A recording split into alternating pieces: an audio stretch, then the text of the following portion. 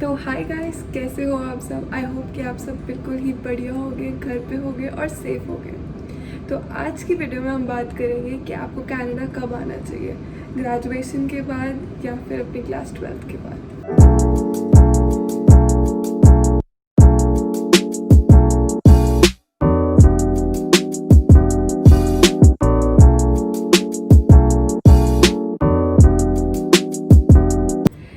तो गाइस, ये वीडियो शुरू करने से पहले हम वो चीज़ें कंसिडर करते हैं जो कि बहुत सारे लोगों को गलतफहमी है। ऐसी बातें बहुत जगह फैली हुई हैं और लोग इस बात पे, इन बातों पे डिसीजन ले लेते हैं।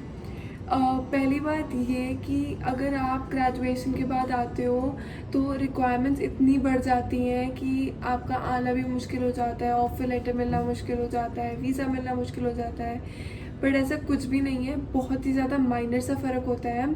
अगर आप क्लास 12th के बाद आ रहे हो तो आपको 6 बैंड्स चाहिए होता है अपने आइल्स में, और अगर आप ग्रेजुएशन के बाद आ रहे हो तो आपको 6.5 बैंड्स चाहिए होते हैं। तो मेरे ख्याल से 0.5 बैंड्स में इतना कोई फ़र्क नहीं पड़ता है। और दूसरा जो फैक्टर है जो मेरे को लगा था, जो मैंने कंसिडर किया था, कि मुझे लगा था कि यार गवर्नमेंट चेंज हो जाएगी तो शायद हो सकता है रूल्स स्ट्रिक्ट हो जाए, और हो सकता है कि वीज़ा प्रोसेसिंग में दिक्कत हो सकता है कि कॉलेजेस एक्सेप्ट ना करें, तो हो सकता है पीआर मुश्किल हो जाए। तो इसीलिए मैंने अपनी डिग्री ड्रॉप आउट करके एडमिशन लिया था। बट और मुझे कहीं ना कहीं लगता है कि अगर मैं डिग्री कंप्लीट करके आती तो मेरे लिए शायद बेटर। तो गाइज, अब हम कुछ ऐसे फैक्टर्स की तरफ देखते हैं जो हमें डिसाइड करने में हेल्प करेंगे कि हमें ग्रेजुएशन के बाद आना चाहिए या हमें क्लास 12th के बाद आना चाहिए। तो शुरू करते हैं हम। तो पहला फैक्टर है एज। तो जब हम क्लास 12th से निकलते हैं तो हम कितने साल के होते हैं? 17, 18, मैक्सिमम 19 के होते हैं, ठीक है। तो उस एज में ना हम मॉम डैड के साथ रहे होते हैं, जो मम्मा ने बना कर देना है खाना वगैरह उनका खा लेना है, या पापा ने पैसे कमा के दे दिए, पापा से पॉकेट मनी मांग ली, या बेसिकली उन पे डिपेंडेंट होते हैं हम। हमने खुद का कुछ भी नहीं किया होता, या बहुत कम लोग हैं जिन्होंने कुछ किया होता है। तो हमें हमें वो आदत नहीं होती, हम बहुत ही ज़्यादा इमेच्योर होते हैं। तो इसीलिए मेरे ख्याल से जब आप कॉलेज जाके थोड़ा सा टाइम वहाँ पे बिताते हैं तो आपकी एज भी बढ़ जाती है, तो आपको थोड़ी समझ आ जाती है। तो दूसरा पॉइंट है एक्सपीरियंस। एक्सपीरियंस मैं दोनों चीज़ों का कहूँगी, स्टडीज़ का भी और इन जनरल लाइफ में भी।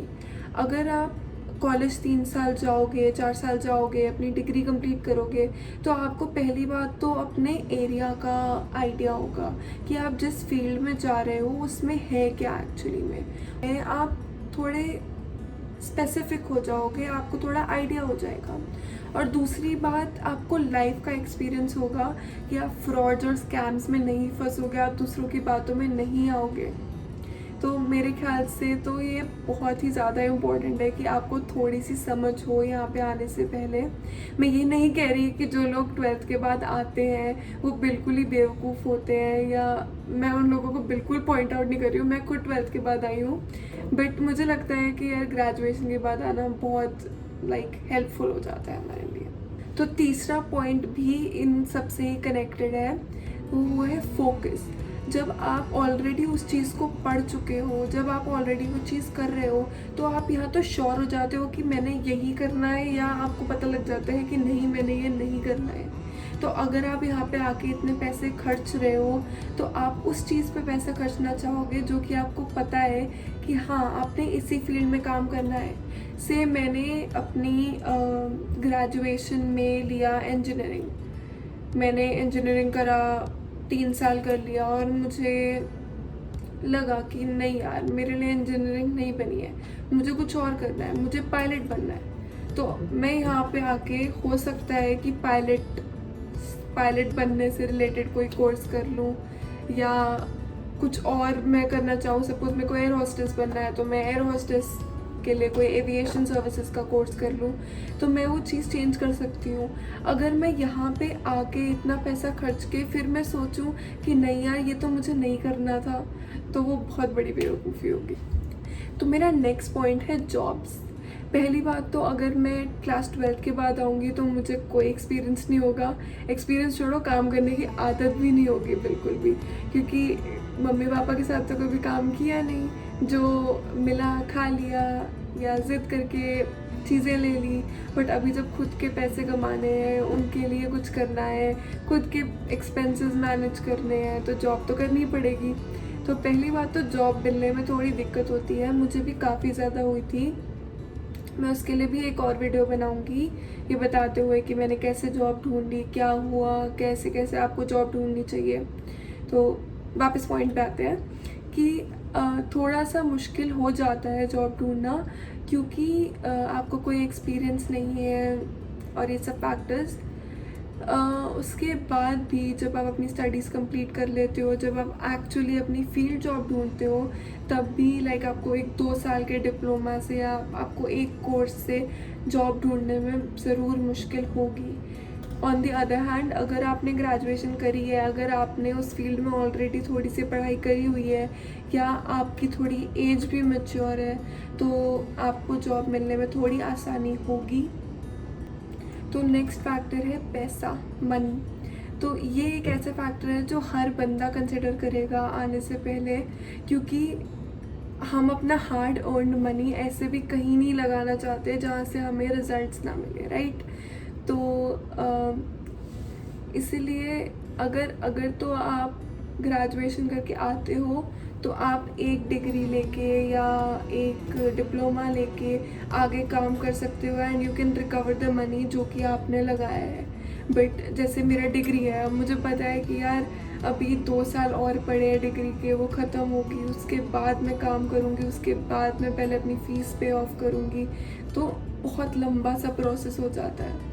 तो आपने नोटिस किया होगा कि मैंने इस वीडियो में पीआर की बात नहीं की है, क्योंकि और भी बहुत सारे फैक्टर्स हैं पीआर के अलावा भी जो कि हमें कंसिडर करने चाहिए जब हम अपना ये डिसीजन लेते हैं कि हमें 12th के बाद आना है, हमें ग्रेजुएशन के बाद आना है। अगर आपको अभी भी 12th के बाद आना है तो मैं कोई नहीं होती आपको रोकने वाली। ये प्योरली आपका डिसीजन है, ये पूरा का पूरा आपका और आपकी फैमिली का ही डिसीजन है। बट मैंने सिर्फ आपके सामने वो फैक्ट्स रखे, वो बातें रखी जो मुझे लगता है कि सही है, जो मैंने अपने एक्सपीरियंस से सीखा है, जो मैंने अपने फ्रेंड्स के एक्सपीरियंसेस से सीखा है। एंड मैंने अपनी पहली वीडियो में बोला था कि हमेशा बेटर रहता है कि हम किसी और की गलतियों से सीखें, क्योंकि हम अपना टाइम नहीं वेस्ट करना चाहते हैं, हम अपने रिसोर्सेज नहीं वेस्ट करना चाहते हैं। तो अगर आप 12th के बाद आना कंसिडर कर भी रहे हो तो मैं आपको बोलूँगी कि आप जो भी करो, चाहे आप डिग्री करो, चाहे आप डिप्लोमा करो, आप जो भी करो, प्लीज़ प्लीज़ प्लीज़ पूरा दिल लगा के करो। कि इससे इतना फ़र्क नहीं पड़ता कि आप क्या करते हो, बट आप कैसे करते हो। तो जो भी चीज़ करो उसको पूरे दिल से करो, क्योंकि हाफ हार्टेडली आप चाहे डिग्री कर लो, चाहे आप 10 डिग्रियाँ ले लो, आपको उससे कोई फ़र्क नहीं पड़ेगा। तो हाँ गाइस, ये थी मेरी आज की video. Thank you so much and तक देखने के लिए, और मैं ऐसी ही वीडियोस आपके लिए लाती रहूँगी जिससे आपको हेल्प हो। अगर आप चाहते हो कि मैं कोई भी स्पेसिफिक टॉपिक पे वीडियो बनाऊँ तो प्लीज़ प्लीज़ प्लीज़ नीचे कमेंट छोड़ दो और मैं कोशिश करूँगी कि मैं उस टॉपिक के बारे में वीडियो बनाऊँ। And thank you so so so much once again for watching and supporting me like this. Please like, share and subscribe to my channel. Until next time, bye bye.